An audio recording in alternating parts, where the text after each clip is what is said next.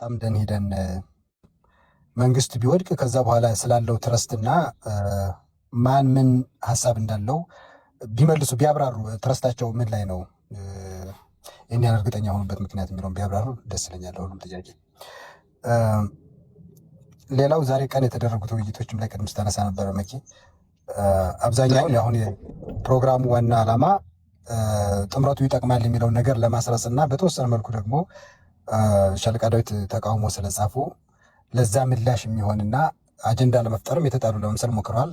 በእኔ እይታ ሁለቱም ያው አጀንዳ ለመፍጠር ሆን ተብሎ ነው እንጂ ያን ያህል ልዩነት ኑሮም አይደለም። ሆን ተብሎ እንደዚህ ይደረጋል። በንግግራቸው ዶክተር ሰናይት መጨረሻ ላይ ስትናገር ከሰማችኋት ስትራቴጂ ሁሉ እዚሁ ላይ ለማውራት ስትሞክር ነበረ። ጊዳፕ ያደረጉ ነገር ይመስላል። ሚስጥር ማድረግም አልፈልጉም። ሊፈጠር የሚችለውን ነገር ባለፈው ወያኔዎቹ እንደተናገሩት አሁን እነዚህኞቹም ትረስት የለንም፣ ትክክል አይደለም፣ እንደውም ህወሓት የሚታወቀው በመጨረሻ ላይ በመካድ ነው ምናምን ስትነበር ዶክተር ሰናይት ራሷ እንግዲህ አንዷ በሽምግልናም አንድ በማድረግም ጨዋታ ውስጥ የነበረች ናት። በዚህ በእንቅስቃሴውም እንግዲህ ከዋናዎቹ ነኝ ከሚሉት አንዷ ዶክተር ሰናይት ናትና ስትናገር እንደዛ ስትል ነበረ። ግን መተማመኛ ነገር አያመጡም፣ እንደ ፕሮፓጋንዳ ልንጠቀመው ፈልገን ነበር አይነት ነገር ነው የምትናገረው። እኛ ደግሞ በተግባር ያየነው 2-3 ዓመት ይሄን ነገር አሁን የያዙትን አቋም ለመያዝ የጠፋ የሰው ኃይል አለ ነው። በአማራ ውስጥ የተረሸነ ፋኖ ብቻ ሳይሆን የተረሸነ የትግል ሀሳብ አለ። በቃ ህልውና ትግል የሚለው ነገር ተረሽኗል።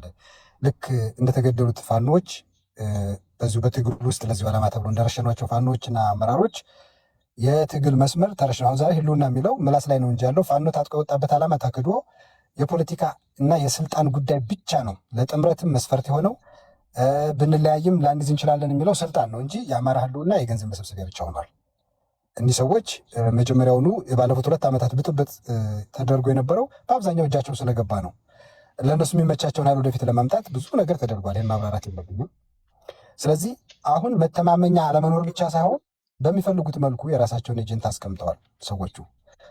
ስለዚህ እንደው እኔም ቅድም ያልኩት ልጆቹ አብዛኛዎቹ ጥምረት ነው ብለው ስለሚያስቡት ኦኬ ጥምረት እንኳን ብላችሁ ብታስቡ ምንድነው ማስተማመኛችሁ? ነገ ክደት እንደማይኖር ሌሎች ሀገር ለመሆን ቢንቀሳቀሱ አማራ ያለውን ኬፓቢሊቲ እነሱን ሁሉንም ጠላት አድርጎ ገጥሞ አሸንፎ ራሱን ነፃ ያወጣል ብላችሁ ነው ወይንስ አሁን ያለውን አገዛዝ እንዳይገዛ በማድረግ በማስቸገር ወደ ሽግግር ሂደት ጠቅላላ ኢትዮጵያዊ ወደ ማድረግ ትግሉን መሄድ ይሻላል? ወይስ እነዚህ አካላት በአቦሰጥ ወይም ደግሞ በጸሎትና በግምት ነገ በቃ ፌር ሆኖ የጋራ መንግስት መሰረት እንችላለን፣ ወያኔም የመገንጠል ሀሳብ አለ ትተው ትችላለች፣ ሌሎቹም ያላቸውን ትጥቅ ተጠቅመው ሊያደርጉን አይችሉም የሚል ነው የሚሻለው የሚለውን ከእነሱ ጭንቅላት አንጻር ነው የጠየቅኩት። በእኔ በኩል ግን ኦልሬዲ ይሄን ለማድረግ ኤጀንት ተቀምጦብናል ብዬ ነው የማስበው። ባለፉት 2 ዓመታት የተደረገው ሂደት 2-3 ጊዜ ምርጫ ተቀምጠዋል። የተሟላም ባይሆን በጫካ የተደረገም ቢሆን በምርጫ ፋኖ ሪጀክት ያደረጋቸው ኃይሎች 3 ጊዜ ሪጀክት የተደረጉ ኃይሎች በሽምግልና በግድ ነው የተጫኑት።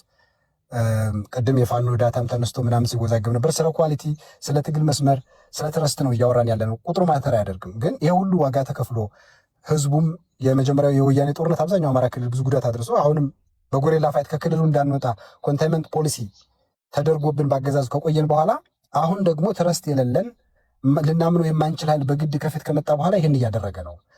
ይህ ሁሉ የፈሰሰው ደም ነገ ከነገ ወዲያም በተለይ አሁኑ እንደስካሁኑ እንደነበሩት ጦርነቶች እርሾም ሊኖረን አይችልም።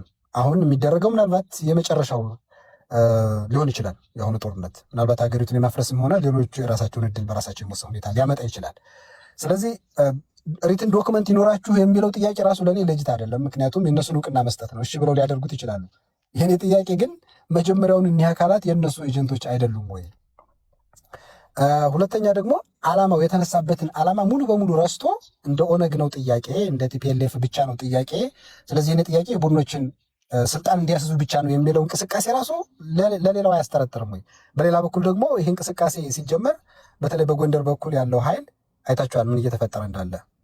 የፋኖ አመራር መሆን የሚፈልግ የአማራን ኩዝ መያዝ የሚፈልግ ሰው ትልቅ የጎንደርን እኔ በትክክለኛ የፋኖ እንቅስቃሴ ቢቀድ ራያ ወልቃይት የሚለው ላይ የተለየ አካሄድ ሊኖረኝ ይችላል። ነገር ግን በዚህ መልኩ ከመጣህና የጎንደሩ ኃይል ጥርጣሬ ገብቶኛል፣ እዚህ በኩል መሬትን የሚወስድ ጎረቤት አለብኝ ብሎ ሲጠይቅ ማትደነግጥ ከሆንክ ዓላማህ መበተን ነው። ይሄንን እንዴት ሰው አንደርስታንድ ማድረግ ያቅተዋል? አብዛኛውን በኩራት እንደዚህ አይነት መፈረካከሶች ሲመጡ ትልቅ ማህበራዊ መሰረት ሲናጋባቸው በኩራት ነው ራሳቸውን ሲገልጹ የምትሰሙት። ይህ ምን ያሳያችኋል? ሆን ተብሎ እየተደረገ ያለ ነገር አይደለም ወይ? ስለዚህ እኔ